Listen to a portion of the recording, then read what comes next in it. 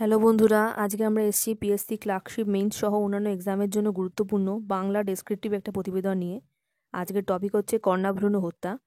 তো প্রথমে হচ্ছে হেডিং কন্যাভ্রূণ হত্যা, তারপরে হচ্ছে নিজস্ব সংবাদদাতা, তারপরে হচ্ছে জায়গার নাম, তারিখ, তারপরে মূল বিষয়বস্তু, যেখানে দিয়েছি বিভিন্ন ডাটা এবং কোন রাজ্য প্রথম এবং গভর্নমেন্টের কি অ্যাক্ট আছে এবং আমাদের কি করণীয় সেগুলো।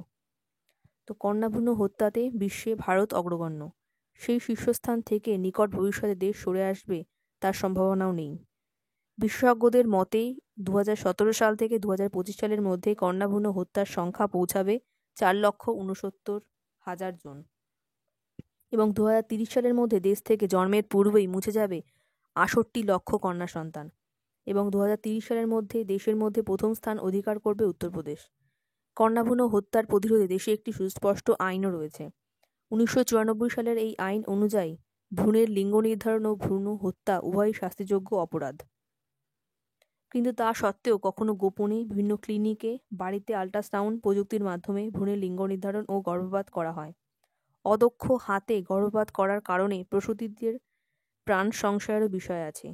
1990 সালে অর্থনীতিবিদ অমর্ত্য সেন একটি কথা বলেছিলেন, মিসিং ওম্যান, অর্থাৎ কোনো দেশে বা নির্দিষ্ট অঞ্চলে যতজন নারী থাকা উচিত তা থেকে কম থাকা।